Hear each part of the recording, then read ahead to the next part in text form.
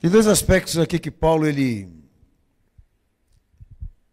introduz dentro da igreja da época na qual ele pastoreava sobre pensamento de fé. E há duas definições no texto que os irmãos leram aí que ele menciona pelo Evangelho do nosso Senhor Jesus, a definição para nós do que é ser racional, que ele define que ser racional para nós aqui, na dispensação de Cristo, quer dizer ser verdadeiro e espiritual para Jesus. E o outro aspecto que ele também introduz aí é a identificação disso, da boa, perfeita e agradável vontade de Deus. O conteúdo daquilo que, obviamente, forma a nossa fé. Identificação disso. Não vos conformeis com este mundo, mas, pedindo à igreja, o posicionamento de que todos, obviamente, identificassem qual tipo de conhecimento se dedicam a refletir e pensar, e, obviamente, a respeito de Deus. Bom, e aí há um outro texto, aproveitando que o pastor, eu estou entrando nesse método sobre pensamento, que eu acredito que ele fala lá em 2 Coríntios, aí eu vou pedir aos irmãos que abram para mim já. É uma frase que marca muito o que eu vou falar aqui. 2 Coríntios capítulo 10, lá a partir do versículo 3, ele entra com disciplina a igreja e orientando a igreja exatamente isso, no pensamento livre. Nós temos um pensamento livre? Como cristãos, não. Um pensamento e uma reflexão subjugada pela mente de Cristo. Mas vamos lá. Ele diz aqui, né? Porque embora estando na carne, não militamos segundo a carne. Não há racionalismo e intelectualidade para aqueles que são da fé. Existe isso. As armas da nossa milícia não são da carne, e sim poderosas em Deus para destruir fortalezas, anulando nós sofismas e toda altivez que se levante contra o conhecimento de Deus, e levando cativo todo pensamento à obediência de Cristo, e sejamos prontos para punir toda desobediência, uma vez completa a vossa submissão. Levando todo pensamento cativo a Cristo, né? Ou seja, todo pensamento cativo no conhecimento de Deus. O conhecimento de Deus se revela pela face de Cristo, e essas são as armas da nossa reflexão. Elas não são carnais, elas não são filosóficas, elas provêm, elas nascem, a raiz disso está na autorrevelação de Deus por intermédio do seu Filho. Então, se dizer cristão é se dizer submisso a isso. Bom, então na medida em que realmente se entende e se compreende que entre aqueles que professam o messianismo de Jesus, o messianismo do Cristo que se fez Jesus, não é um pensamento livre, mas um pensamento ordenado para ser incorporado. Então existem duas definições importantes para aqueles que realmente se colocam a orar, a clamar e ler a palavra de Deus dentro dessa ciência. Caráter e vontade. São essas duas definições do pensamento. Que dizemos é o primeiro aspecto que ele deixou claro. Que ser racional para nós é sermos verdadeiros e espirituais para aquilo com o que Deus revelou de si mesmo a nós. Sermos verdadeiros e espirituais, quer dizer, sujeitos àquilo que agora já identificamos como sendo o conteúdo e o conhecimento de Deus. Vamos lá? Então o que seria ser racional para nós? Ser racional para nós, segundo Jesus Cristo, é você se dedicar inteiramente a isso. A encontrar o que se define vontade de Deus. O nosso desafio aqui realmente é identificar todo esse conteúdo que prove e testemunha uma atividade pessoal, íntegra, santa, absoluta de Deus. Ser racional para nós não é ser intelectual. Ser racional para nós é a igreja, ou eu, ou você, tratarmos das questões supremas do conhecimento de Deus, daquilo que Ele revelou de si mesmo. Com a disposição da consciência, com a disposição do coração, com a disposição da vontade, inclusive. Existe um conhecimento supremo, que Deus realmente, obviamente, fez questão de nos revelar. E para mostrarmos realmente consciência, é necessário buscar e identificar aonde isso se encontra.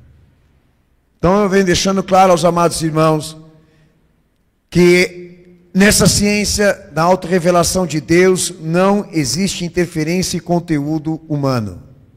Não há interferência e conteúdo filosófico. O homem não pode participar dessas questões. Do que Deus se prontifica falar de si mesmo. Não pode existir conteúdo inato, ideias. Porque se é santo e sagrado, provém de Deus e foi proporcionado diretamente a Ele. E o que na verdade Paulo só está lembrando a igreja. Isso aconteceu. Deus revelou de si mesmo para nós. Isso é histórico e a igreja não pode se apartar disso. Da pérola da revelação. Tá? Do DNA desse evangelho. Porque é lá onde se encontra a sabedoria que todos nós precisamos incorporar. Não concursar, mas incorporar. Então, a definição do que é ser racional, teologicamente, não é ser intelectual. É ser espiritual. E ser espiritual, Paulo define, é ter a sua mente cativa na revelação de Deus e no seu conhecimento próprio. Então, se isso fosse levar a sério, eu digo, se a igreja levasse isso a sério, tá? Corrigindo a minha frase aqui. A gente ia chegar na conclusão que grande parte daqueles que estão professando essa fé, debaixo do Calvário e do nome de Jesus Cristo, não estão obedecendo essa ciência. Porque é nítido que o que se fala dentro da igreja e o que se expressa a nível de pensamento pelas pessoas, começando pelos líderes, não tem legitimidade de conteúdo, não pode ser provado pelas Sagradas Escrituras. Mas obviamente traz, né, aquele aspecto de decência, aquele aspecto de linguagem organizada, impondo inteligência, aquela coisa meio etiquetada, meio acadêmica. Mas se não é legítimo, se não é bíblico, para que escutar? Eu disse a vocês aqui, nós não podemos ter um pensamento livre. Assumindo a fé e a posição de fé de corresponder a Cristo e a expectativa daquilo que Ele foi historicamente, assumindo que Jesus é a revelação e o Evangelho que temos que obedecer, nós não podemos de maneira nenhuma nos permitir ou nos encontrarmos pensando livremente e de maneira autônoma. Ou temos a mente em Cristo, ou nossa mente está refugiada e está presa nele, ou nós somos uma fraude. Porque esse é o detalhe, que muitos talvez de vocês não conseguiram ainda. Para que isso? Uma mera reflexão. Para que ficar pensando ou refletindo sobre coisas que na verdade não estão confirmadas por Deus? Para que ficar pensando e refletindo sobre coisas que sequer Jesus mencionou, especificou, revelou? Então, assumindo essa fé, você se renunciou. Por isso que Paulo fala, né? Levando o teu corpo para ser sacrifício vivo. Ou seja, o sacrifício ali assume o quê? A posição da renúncia. Não é que a gente não pode ficar... O senhor pensa, pastor? Lógico que eu penso.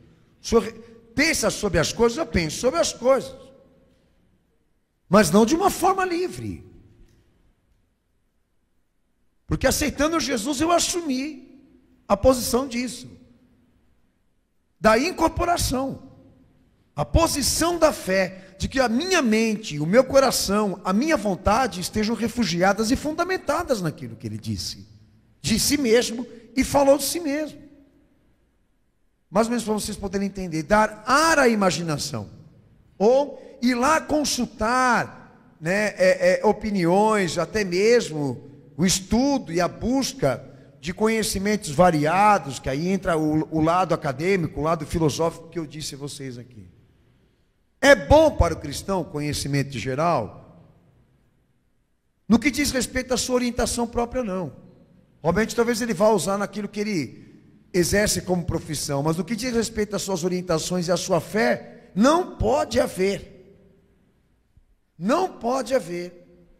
conteúdo humano. É muito importante que todos aqueles que estejam aqui entendam que para que existam julgamentos, autoexame, julgamentos e decisões, ou até mesmo posições de decisão na sua vida, do que diz respeito à fé, que tudo isso esteja muito bem trabalhado e confirmado em Cristo. Como o Senhor disse lá mesmo, estreito é o caminho e a porta que conduz à condenação, e são muitos aqueles que vão entrar por ela e vão ser condenados. Que ele quis dizer que por causa dessas alterações, dessas mudanças, dessas interferências, do pensamento racional humano com a vontade de Deus, muita gente ia entrar por caminhos fáceis e trabalhados pela filosofia, iam ser enganados e iam ser condenados. Ele já orientou de antemão que nada daquilo que ele revelou de si mesmo existisse ou tivesse alterações e modificações humanas. Por quê? Porque o conteúdo da fé precisa ser sagrado, irmãos. A nossa cabeça, o nosso coração, a nossa vida não pode de maneira nenhuma estar dividido. Nós não podemos estar em partes do que diz respeito ao chamado de Deus à nossa vida. Então não há uma proibição de que o homem tenha um pensamento próprio, mas tudo que diz respeito à fé e a Deus, há um caráter, há uma vontade que ele definiu e estabeleceu por si mesmo. Então, já que você se pontificou em ir busca disso, então se posicione de maneira verdadeira, espiritual, ou seja, se posicione com posição de fé, de corresponder e atender a expectativa disso, daquilo que Deus revelou ou proporcionou a nível de consciência, de formação, daqueles que ele obviamente quer ser pastor e liderar como sua igreja.